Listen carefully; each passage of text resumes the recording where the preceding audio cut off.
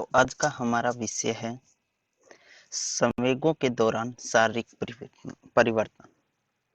यानी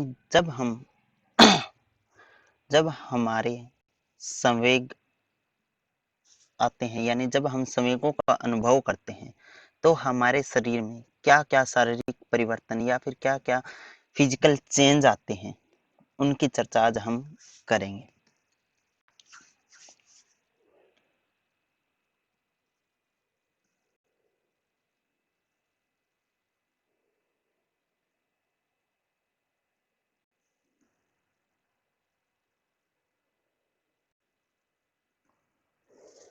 शुरुआत करते हैं संक्षिप्त परिचय।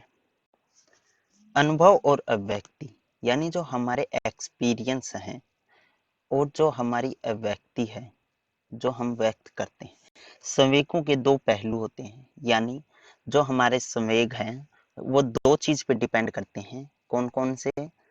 अनुभव और अभिव्यक्ति। जो हमारे एक्सपीरियंस है और जो हम अभिव्यक्त करते हैं, उन दोनों पे जो हमारे संवेग है वो डिपेंड करते हैं। जो शारीरिक उत्तेजना के फलस्वरूप उत्पन्न होते हैं, यानी जो हमारे फिजियोलॉजिकल अराउजल है, उन्हीं के कारण अनुभव और जो व्यक्ति है, इन सभी से संवेग उत्पन्न होते हैं। अनुभव यानी जो हमारे एक्सपीरियंस है, आंतरिक शारीरिक गतिविधियों से संबंधित होते हैं। यानी जो हमारे एक्सपीरियंस है वो हमारे शरीर के इंटरनल फिजिकल जो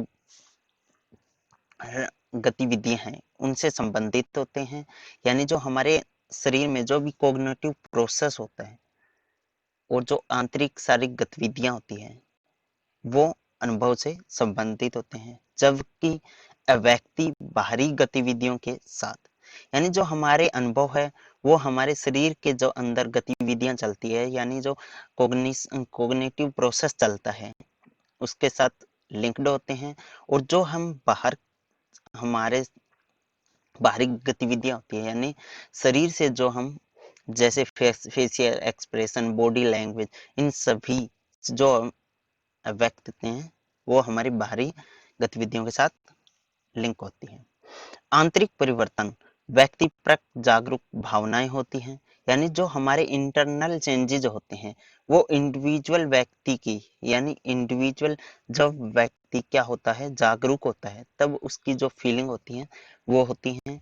और बाहरी परिवर्तन और जो बाहरी परिवर्तन होते हैं अन्य लोगों और सेवाओं के लिए विशिष्ट प्रतिक्रिया पैटर्न होते हैं।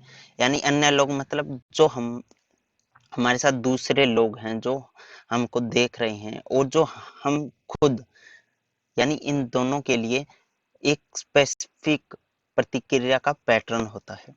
समय के लिए बायो फीडबैक के रूप में जो मनो न्यूरो शारीरिक चक्कर को पूर्ण करने के लिए होता है। यानी जो हम खुद हैं उसके लिए जो संवेग है वो एक बायो फीडबैक के रूप में हमारे साइकोलॉजिकल, न्यूरो और जो फिजिकल है, ये एक चक्कर होता है, इसको कंप्लीट करने के लिए होता है।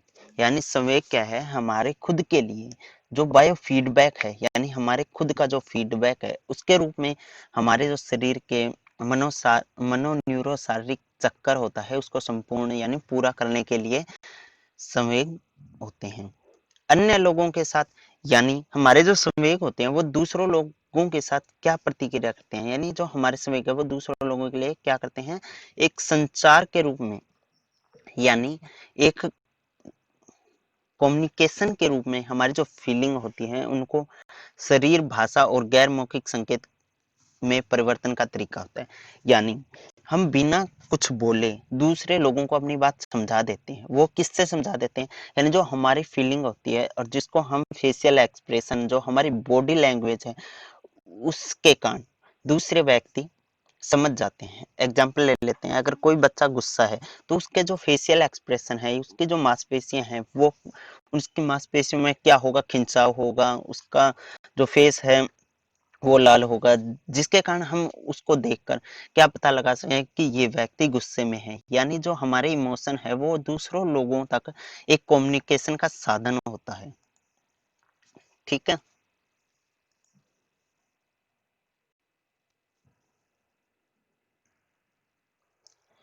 शारीरिक परिवर्तन जो हमारे फिजिकल चेंजेस होते हैं वो स्वायत्त तंत्रिका तंत्र यानी जो ऑटोनोमिक नर्वस सिस्टम है उसको हिंदी में बोलते हैं स्वायत्त तंत्रिका तंत्र की सक्रियता। यानी जब हमारा ऑटोनोमिक नर्वस सिस्टम एक्टिव होगा, यानी जब हमारा ऑटोनोमिक सिस्टम एक्टिव होगा तभी हमारे शरीर में जो परिवर्तन होंगे यानी संवेगों के आधार पर जो शारीरिक चेंज होंगे यानी जो फिजिकल चेंज होंगे वो किस पर डिपेंड करता है, हमारे ऑटोनोमिक सिस्टम पर। मतलब यानी हमें गुस्सा आ रहा है तो क्या होगा कि हमारे जो फेशियल एक्सप्रेशन है वो चेंज होंगे, यानी हमारे फेस की जो मांसपेशियां हैं वो क्या होंगी, उनकी मांसपेशियों में खिंचाव होगा, हमारा चेहरा लाल होगा, आंखें लाल होगी। वो किसके कारण होता है, वो हमारे ऑटोनोमिक नर्वस सिस्टम है। यानी जब हम संवेगों का अनुभव करते हैं तो हमारा ऑटोनोमिक नर्वस सिस्टम है वो एक्टिव हो जाता है, जिससे हमारा जो शारीरिक परिवर्तन है यानी फिजिकल चेंज है वो होता है। ठीक है, आगे क्या होता है, अनुकंपी तंत्रिका तंत्र यानी ऑटोनोमस सिस्टम है उसका एक पार्ट होता है, यानी उसके दो पार्ट होते हैं। कौन कौन से, एक है अनुकंपी तंत्रिका तंत्र और दूसरा है कौन सा, प्रानुकंपी तंत्रिका तंत्र। फर्स्ट पार्ट है जो सिंपैथेटिक नर्वस सिस्टम यानी अनुकंपी तंत्रिका तंत्र। संवेग उत्पन्न करने वाले जो उद्दीपक होते हैं, जो स्टिमुलाई होते हैं या फिर स्थिति के प्रति प्रतिक्रिया स्वरूप सामान्यीकृत शारीरिक उत्तेजना के लिए जिम्मेदार होते हैं। ठीक है, यहाँ पे थोड़ी सी मिस्टेक है, यहाँ पे प्रानुकंपी तंत्रिका तंत्र आएगा।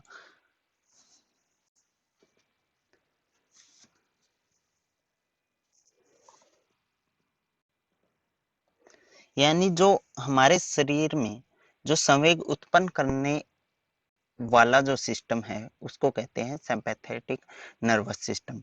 यानी जब हमारे संवेग होते हैं वो किसके कारण प्रकट होते हैं, यानी किसके कारण उत्पन्न होते हैं, अनुकंपी तंत्रिका तंत्र।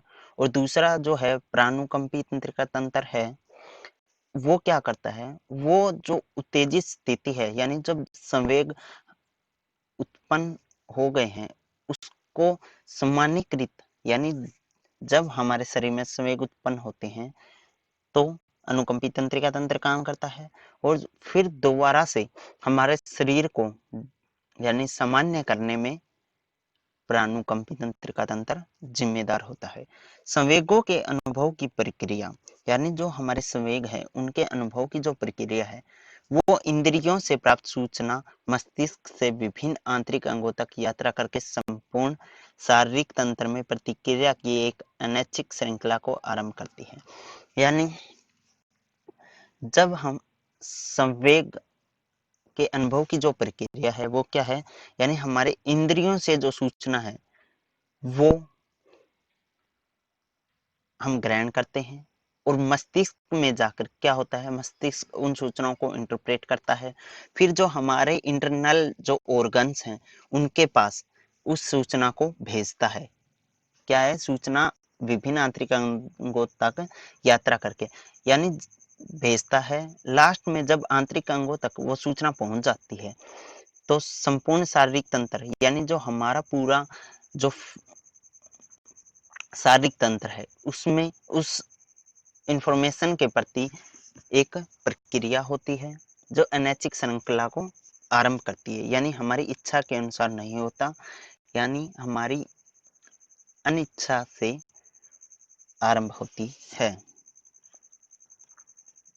आगे देखिए, संवेगात्मक प्रतिक्रिया का दिलचस्प पहलू, यानी संवेगात्मक प्रतिक्रिया का दिलचस्प पहलू यह होता है कि विभिन्न प्रकार के संवेगों की अनुभूति के दौरान आंतरिक परिवर्तन कमोबेश समान रहते हैं।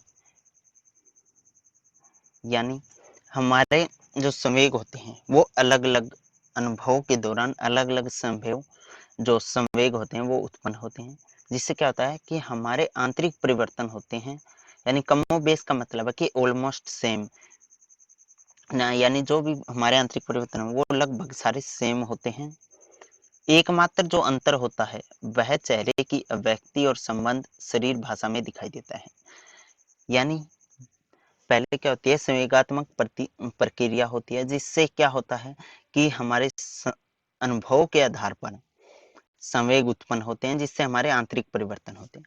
यानी ये सारे परिवर्तन ऑलमोस्ट सेम होते हैं, परंतु क्या होता है कि अलग अलग व्यक्ति में जब ये संवेग बाहर निकलते हैं तो क्या होता है कि अलग अलग व्यक्तियों में चेहरे की जो अभिव्यक्ति है, जो उनकी फिजिकल लैंग्वेज है, वो अलग अलग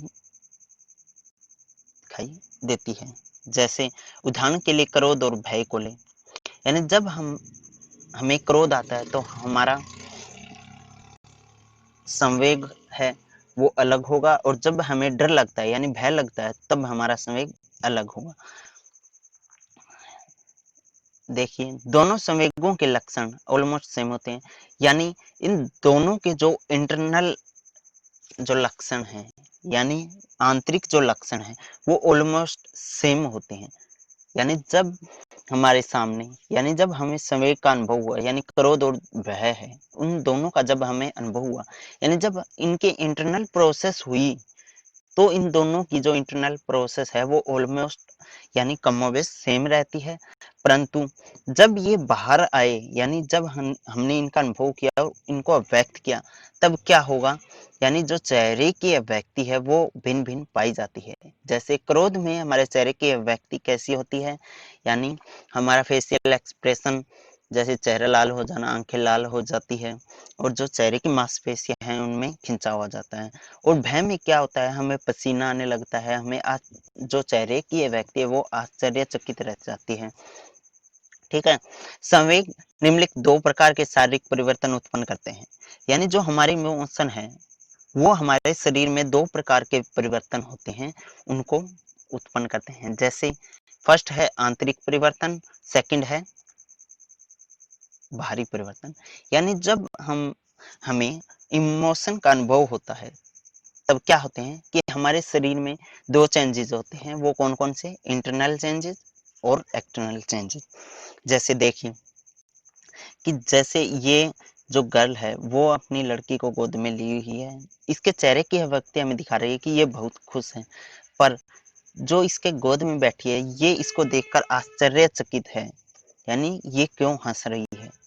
ठीक है, यानी इन दोनों के इमोशन क्या है, अलग अलग है। इसमें बाहरी चेंजेस हमें दिखाई दे रहे हैं और इसके जो इंटरनल चेंजेस है वो हमें दिखाई दे रहे हैं।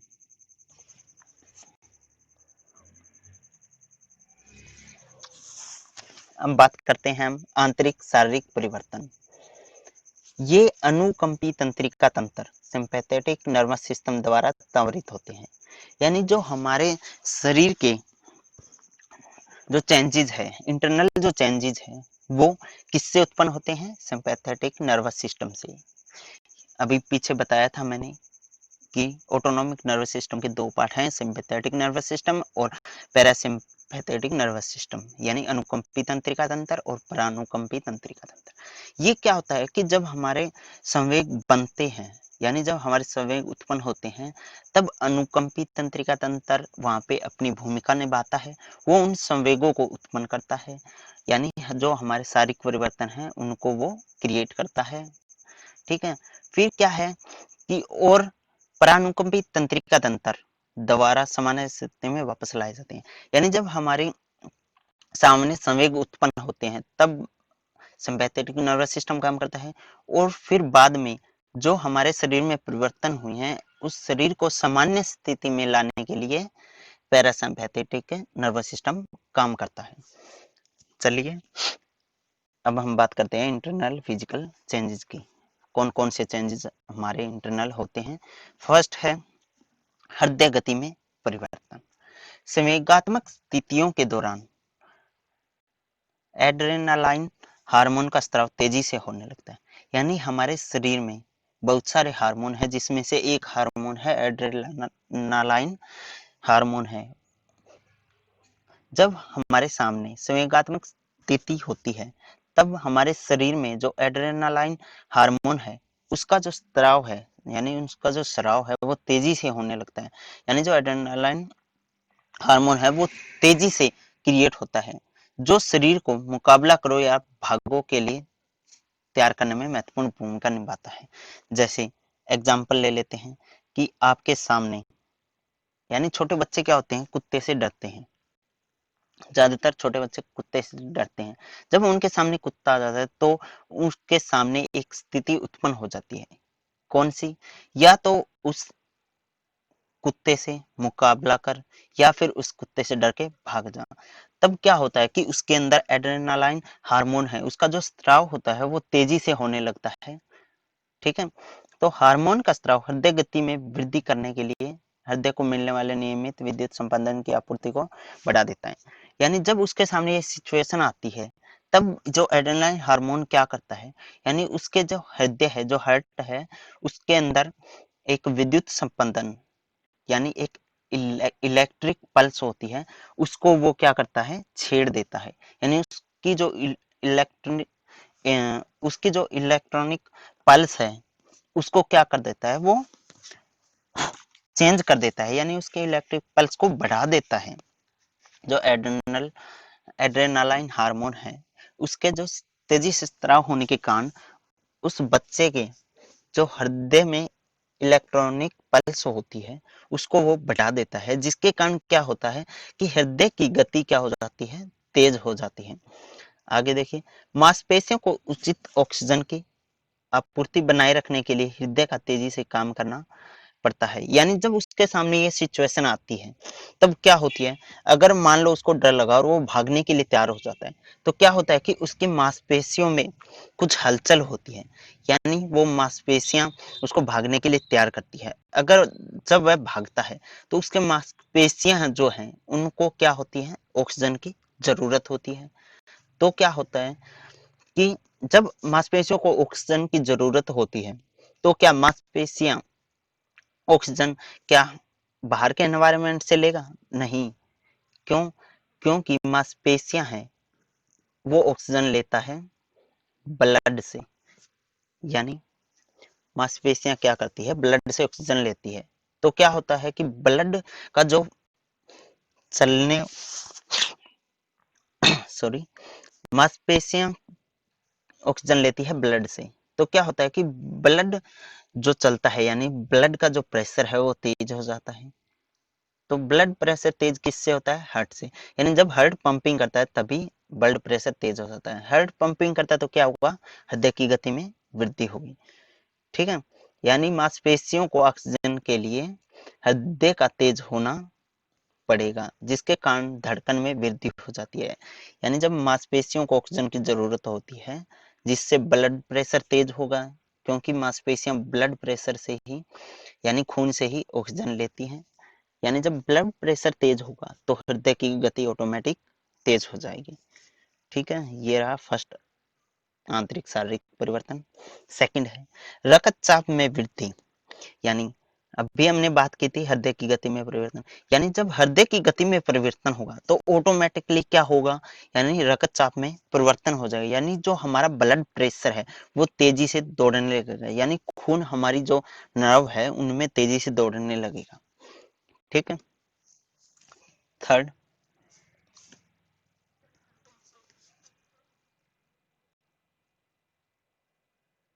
थर्ड है हमारा श्वसन क्रिया में वृद्धि। देखिए, संवेगात्मक स्थिति के दौरान मांसपेशियां अधिक ऊर्जा का उपभोग करती है। यानी जब हमारे सामने इमोशनल स्टेट आती है, अभी जो हमने एग्जांपल लिया कुत्ते वाला, यानी जब बच्चा भाग रहा है तो उसके मांसपेशियों को क्या होता है, ऊर्जा की आवश्यकता होती है, जिसके कारण शरीर में कार्बन डाइऑक्साइड का उत्पादन बढ़ जाता है। यानी जब मांसपेशियां ऊर्जा ग्रहण करती है, यानी ऑक्सीजन ग्रहण करती है, ऑक्सीजन को कंज्यूम करती है, जिसके कारण क्या होता है कि हमारे शरीर में जो कार्बन डाइऑक्साइड की मात्रा है वो क्या हो जाती है, बढ़ जाती है। तो क्या होता है कि उस कार्बन डाइऑक्साइड को हमारे शरीर में नहीं रखा जाता है, यानी उस कार्बन डाइऑक्साइड को बाहर निकाला जाता है।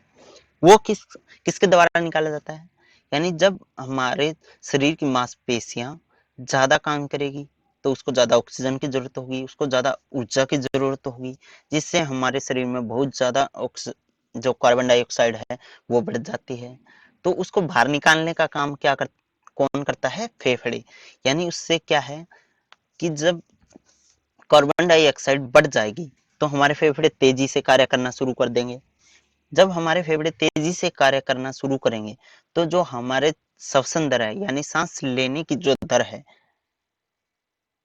वो क्या हो जाती है? बढ़ जाती है। अगला है पुतलियों का फैलना। पुतलियों का फैलना, पुतलियां आंख में प्रकाश के प्रवेश की मात्रा को नियंत्रित करती हैं। यानी हमारे आंख के अंदर जो पुतलियां होती हैं वो प्रकाश उनकी आंखों में कितना प्रवेश कर रहा है उसकी मात्रा जो है उसको क्या करती है? कंट्रोल करती है। यह स्पष्ट होता है कि संवेगात्मक उत्तेजना के दौरान शरीर को बेहतर दृश्य क्षेत्र की आवश्यकता होती है। यानी जब हमारे सामने इमोशनल स्टेट यानी इमोशनल अराउजल आता है तो हमारे शरीर को ज्यादा दृश्य चित्र की आवश्यकता होती है।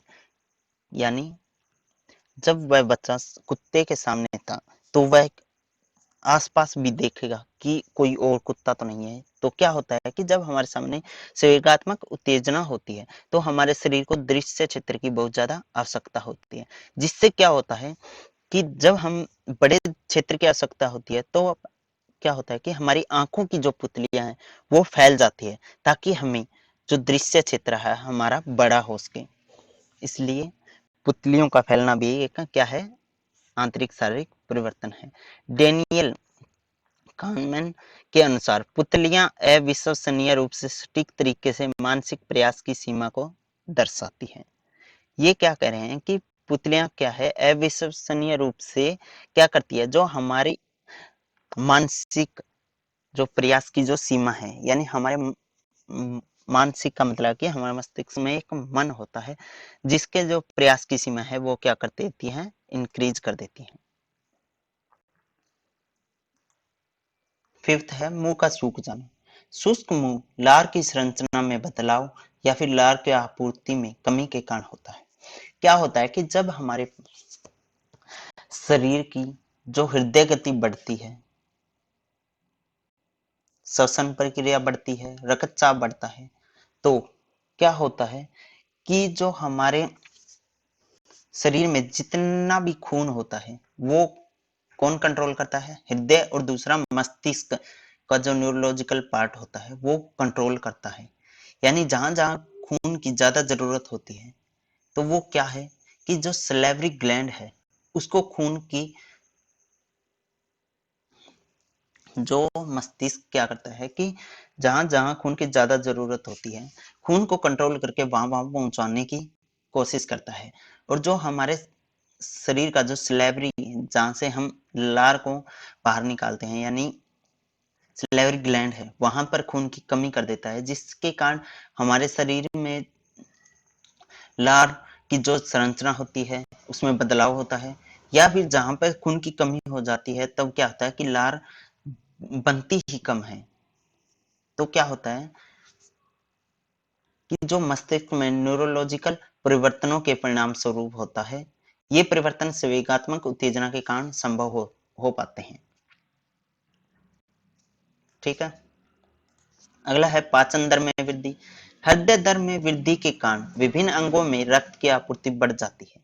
यानी जब हमारे शरीर में जो हमारी हार्ट रेट यानी हृदय दर बढ़ती है तब क्या होता है कि जो हमारे शरीर के जो अलग अलग अंग है तो उसमें जो ब्लड की जो आपूर्ति होती है वो बढ़ जाती है। यानी हमारे पाचन तंत्र को रक्त की आपूर्ति बढ़ जाती है जो इस प्रणाली को तीव्र गति से आगे बढ़ने के लिए प्रेरित करती है। बढ़ी हुई पाचन दर ऊर्जा का बढ़ी हुई आवश्यकता को पूरा करने के लिए भोजन को तेजी से पचाना शुरू कर देता है। इसका मतलब ये है कि जब हमारे सामने वही स्थिति आती है या तो भागो या फिर उससे लड़ो, यानी जब हमारी मांसपेशियां एक्टिव होती है तो उसको क्या होती है? ऊर्जा की ज्यादा आवश्यकता होती है। तो हमारे शरीर को ऊर्जा सबसे ज्यादा कहाँ से मिलती है? यानी हमारे पाचन दर से, यानी जो हमारा भोजन है उससे सबसे ज्यादा ऊर्जा मिलती है। तो क्या करता है, जो हमारी पाचन दर है वो एक्टिव हो जाती है, जिससे क्या होता है, सबसे ज्यादा ऊर्जा हमें वहां से मिलती है। तब क्या होता है कि जब हमारा पाचन तंत्र कार्य करता है तो वहां पे भी खून की ज्यादा आवश्यकता होती है। यानी जब हमारा हार्ट बीट यानी हृदय दर बढ़ती है, जिसके कारण क्या होता है कि जो रक्त है वो पाचन तंत्र में अपना रक्त की आपूर्ति को बढ़ा देती है, जिससे हमें ज्यादा ऊर्जा मिल सके, हमारा पाचन तंत्र ज्यादा जल्दी काम कर सके और हमारे भोजन को पचाने में सहायक हो सके। इसलिए हमारे पाचन तंत्र की यानी हमारी पाचन दर में वृद्धि हो जाती है। अब है बाहरी शारीरिक परिवर्तन, यानी फर्स्ट है अंगों का कांपना, यानी जो एड्रेनालाइन हार्मोन है, यानी जब हमारे शरीर में एड्रेनालाइन हार्मोन का स्राव अधिक हो जाता है तो क्या होता है कि हमारा शरीर के जो अंग हैं वो कांपने शुरू हो जाते हैं। यानी ये शरीर है, शरीर के इष्टतम तापमान को बनाए रखने के लिए मांसपेशियों में ऊर्जा का प्रभाव होता है। यानी जो हमारे शरीर का नॉर्मल टेम्परेचर है वो मांसपेशियों की में ऊर्जा के प्रभाव के कारण होता है, जो व्यक्ति को मुकाबला करो या भागो के लिए तैयार करती है। ऐसा आमतौर पर रोमांचक और भयावह घटनाओं के अनुभव के दौरान होता है। यानी हमारे शरीर में बहुत सारे संवेग हैं, यानी हर संवेग में हमारे जो अंग है वो नहीं कांपते। या तो कोई रोमांचक घटना होती है तब हमारे शरीर के जो अंग है वो कांपने लगते हैं, जैसे हमारे हाथों का कांपना, पैरों का कांपना। जैसे एग्जांपल ले लेते हैं, यानी किसी बच्चे को किसी टावर पे चढ़ा दिया तो क्या होगा, यानी उसको वहां पर चढ़ने के लिए क्या लगेगा, डर लगेगा। तो क्या हो जाएगा, उसके अंदर जो एड्रेनालाइन हार्मोन है उसका स्राव बढ़ जाएगा, जो हमारे शरीर के तापमान को बढ़ा देगा। और क्या होगा, यानी उसके हाथ और पैर कांपने लग जाएंगे। और दूसरी कोई भी रोमांचक घटना हो तब भी हमारे हाथ और पैर कांपने लग जाते हैं। ये है फर्स्ट बाहरी शारीरिक परिवर्तन। सेकंड है चेहरे की अभिव्यक्ति में परिवर्तन। लगभग 2000 साल पहले सीसरो ने कहा था, चेहरा आत्मा की छवि होती है। चेहरे के भाव संवेगों की पहचान का सर्वश्रेष्ठ चैनल होते हैं। यानी हमारे शरीर के अंदर क्या चल रहा है वो हमें उसके चेहरे की अभिव्यक्ति से पता चल जाएगा। यानी हमारे सामने एक ग्रुप बैठा है, सभी के चेहरे की अभिव्यक्ति अलग अलग होती है, ठीक है। यानी मैंने किसी बच्चे को देखा, अगर उसके चेहरा लाल है, उसके जो चेहरे की मांसपेशियां हैं वो मांसपेशियों में खिंचाव है, तो मैं समझ जाऊंगा कि वो जो बच्चा है वो गुस्से में है। अगर दूसरा बच्चा है मुस्कुरा रहा है तो मैं उसकी अभिव्यक्ति से समझ जाऊंगा कि वो खुश है। जैसे इस चित्र में दिखाए गए हैं कि व्यक्ति जो ये लड़की है वो एक है, ये यहाँ पे एक फोटो लगाई हुई है जिससे प्रदर्शित हो रहा है कि यह खुश है, यह उदास है, यह आश्चर्यचकित है, ये बोर है। यानी चेहरे की अभिव्यक्ति ही हमारे आत्मा के अंदर क्या चल रहा है वो क्या कर देती हैं, हमें साफ साफ दिखाई दे देती है।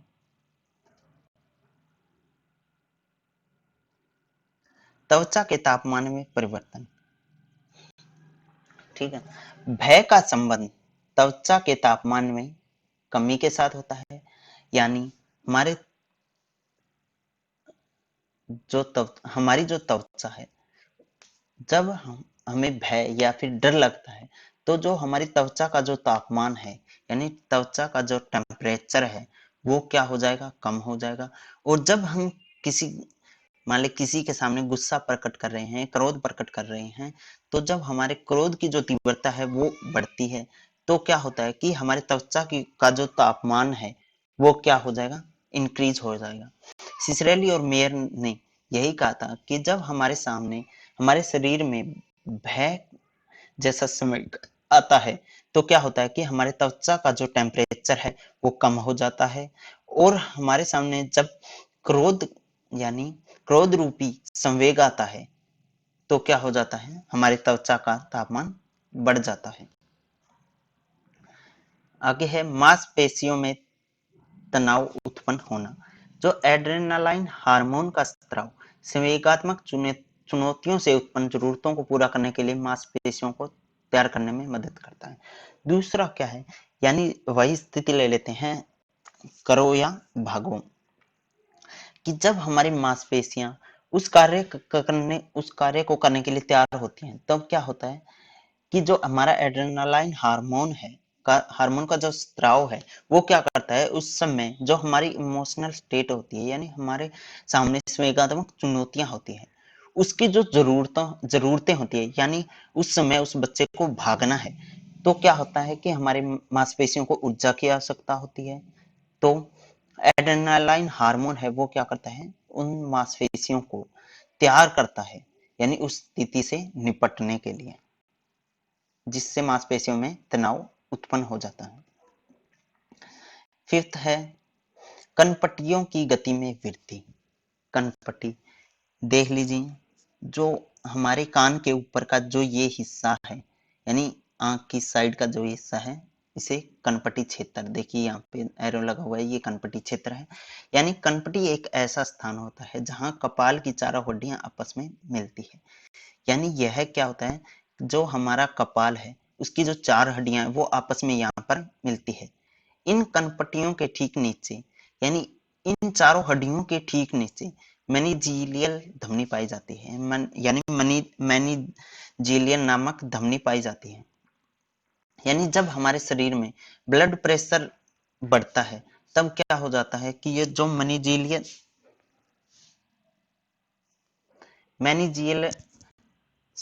मैनिजियल जो धमनी होती है, तो उसमें क्या होता है, कंपन उत्पन्न हो जाता है, जिससे ये जो चारों हड्डियां होती हैं, ये भी कंपन पैदा करती है, जिसके फलस्वरूप हमारी जो कनपटी होती है, उसकी गति में वृद्धि हो जाती है। आगे है रोंगटे खड़े होना। विभिन्न संवेगात्मक अवस्थाओं में मांसपेशियों में संपंदन के कारण रोंगटे खड़े हो जाते हैं। यानी हमारे शरीर की जो संवेगात्मक अवस्थाएं होती है, जिससे हमारे मांसपेशियों में स्पंदन हो जाता है, जिसके कारण क्या होता है कि जो हमारे शरीर की बाहर की त्वचा होती है, उस पर छोटे छोटे बाल होते हैं, वो खड़े हो जाते हैं, जिसे हम बोलते हैं रोंगटे खड़े होना। उस पे छोटे छोटे बबल रूपी आकार से बबल रूपी आकृति बन जाती है, जैसे इस पे बबल रूपी ये आकृति है, और इसके जो छोटे छोटे बाल हैं वो खड़े हुए, जिसको हम बोलते हैं रोंगटे खड़े होना। मांसपेशियों में स्पंदन के कारण रोए सीधे खड़े होने लगते हैं। यानी जब मांसपेशियों में स्पंदन होता है, जिसके कारण क्या होते हैं, यानी जो छोटे छोटे बाल होते हैं वो सीधे खड़े हो जाते हैं, जो त्वचा के ऊपर हवा की एक पतली परत बनाते हैं। यानी इन बालों के खड़े होने से क्या होता है कि जो हमारी त्वचा है, उसके ऊपर एक पतली सी परत बन जाती है हवा की। तो वो क्या करती हैं कि हमारे शरीर से जो ऊर्जा बाहर निकल रही है, उसको वो बाहर नहीं निकलने देती। जैसे सर्दियों में ज्यादातर हमने देखा है कि जब हम शर्ट को ऊंचा करते हैं, तो हमारे हाथ के जो रोए हैं वो खड़े हो जाते हैं, रोंगटे खड़े हो जाते हैं। तो क्या होता है कि जब ये रोंगटे खड़े होते हैं, तो क्या होता है कि इसके ऊपर हवा की पतली सी परत बन जाती है। तो वो क्या करते हैं कि हमारे जो शरीर की ऊर्जा है, उसको बाहर नहीं निकलने देती। यानी जो बाहर से आ रही जो ठंड है, उससे ये क्या करते हैं, हमारे त्वचा की रक्षा करते हैं। सेवंथ है रोना। यह किसी उत्तेजना के प्रति एक प्राकृतिक संवेगात्मक प्रक्रिया है। यानी जब कोई भी हमारे सामने अराउजल है, उसके प्रति यह क्या है, एक नेचुरल संवेगात्मक प्रतिक्रिया है। यानी जो रोना है, वो किसी भी जो अराउजल है, जब हमारे सामने कोई भी अराउजल लाया जाता है, तब क्या होता है कि छोटे बच्चे क्या करते हैं, अगर हम जोर से बोलते हैं, तो क्या कर देते हैं, वो रोने लग जाते हैं। यानी जब हम जोर से बोले, तो वो क्या होती है कि उत्तेजना होती है, और जो रोना है वो एक प्राकृतिक संवेगात्मक प्रक्रिया होती है। यह स्वायत्तता, यानी अभी बताया था, ऑटोनोमिक नर्वस सिस्टम, अनुकंपी सिंपैथेटिक नर्वस सिस्टम, और प्रानुकंपी पैरासिम्पैथेटिक नर्वस सिस्टम और दैहिक प्रतिक्रिया के साथ संबंधित होती है। यानी जो रोना है, वो क्या है, एक नेचुरल इमोशनल रिस्पॉन्स। तो ये रिस्पॉन्स किस किस से होता है, यानी जो ऑटोनॉमिक नर्वस सिस्टम है और जो हमारी दैहिक प्रतिक्रिया है, उन दोनों के साथ मिलकर शुरू होती है। अब लास्ट है पसीना आना। पसीने की ग्रंथियां लगभग 40 लाख शरीर के लगभग हर हिस्से में पाई जाती है।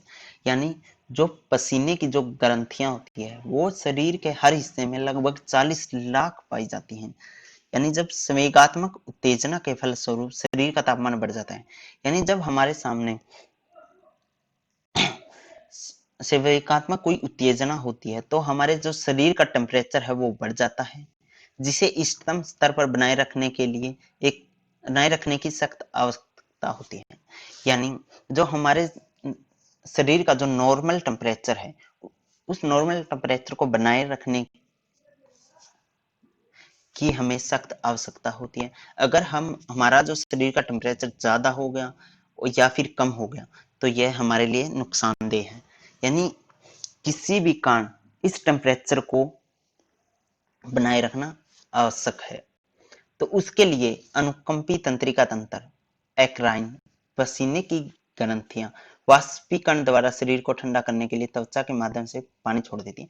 यानी जब हमारा शरीर गर्म होता है, यानी जब हमारा मांसपेशियों में ऊर्जा आती है, जब हम कोई काम करते हैं, मांसपेशियां जब कार्बन डाइऑक्साइड बनाती है तो वो क्या करती है, जो हमारे शरीर के अंदर कौन सी तंत्रिका, अनुकंपी तंत्रिका तंत्र यानी सिंपैथिक नर्वस सिस्टम के अंदर एक्राइन नामक पसीने की जो ग्रंथियां होती हैं, तो उसको वो उस टेम्परेचर को वाष्पीकरण द्वारा, यानी जो टेम्परेचर बढ़ा हुआ है उसको क्या करती है, वाष्पीकरण द्वारा शरीर को ठंडा करने के लिए त्वचा के माध्यम से पानी छोड़ देती है।